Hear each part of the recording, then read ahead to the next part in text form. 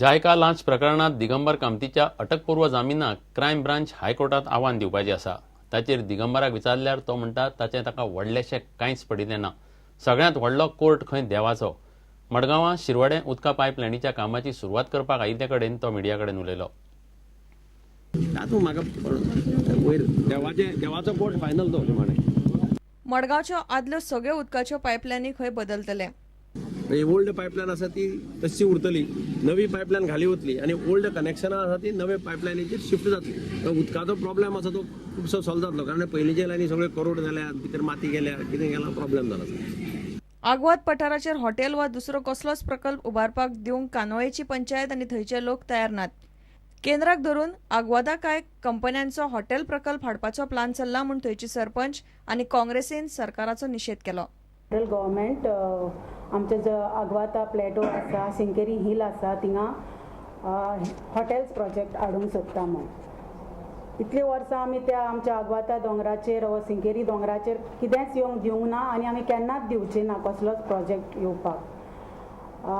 खूब वर्सां फाटीं इंडियन हॉटेल्स थिंगा आपले व्हडले प्रोजेक्ट हाडूंक सोदताले।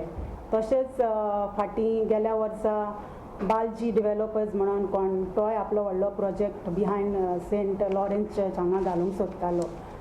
तर आमचे स्ट्रॉंग ऑब्जेक्शन आसा, आमी कसलेंच हांगा प्रोजेक्ट येवंक दिवचे ना, कन्स्ट्रक्शन येवंक दिवचे ना। सगळो लोक बराबर येतलो, गव्हर्मेंट फोर्सफुली फुडें वचत जाल्यार आनी हाचेर खर निशेध मारतले।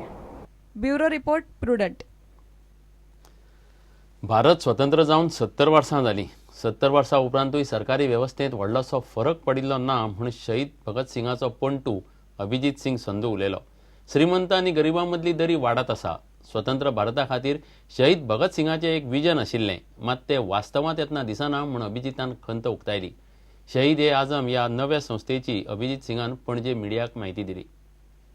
आज बड़े अफसोस से वेरी हैवी हार्ट कि जिस सिस्टम के खिलाफ लड़ाई हो रही थी, जिस व्यवस्था के खिलाफ इतनी जाने हिंदुस्तान के बेटे बेटियों ने अपनी जानें कुर्बान की, आज भी कहीं ना कहीं पे 70 साल बाद भी वही निजाम चलता आ रहा है, वही व्यवस्था चलती आ रही है जो सिर्फ मुट्ठी भर लोगों के विकास की बात करती है। और शहीद भगत सिंह का ये कहना था कि एक जब आजाद हिंदुस्तान ऐसा मुल्क बनाएंगे, जब अंग्रेज देश से चला गया, कि एक देश में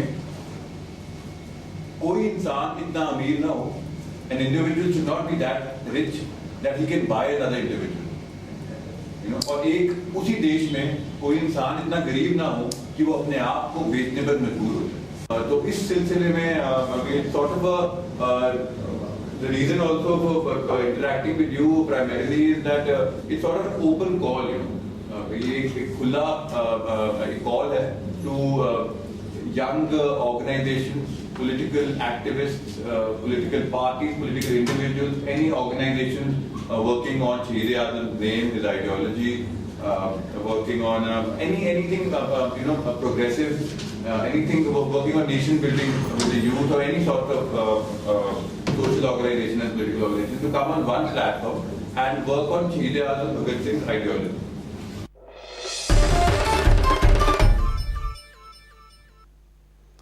इतल्याने खबराची त्रास सोंपता।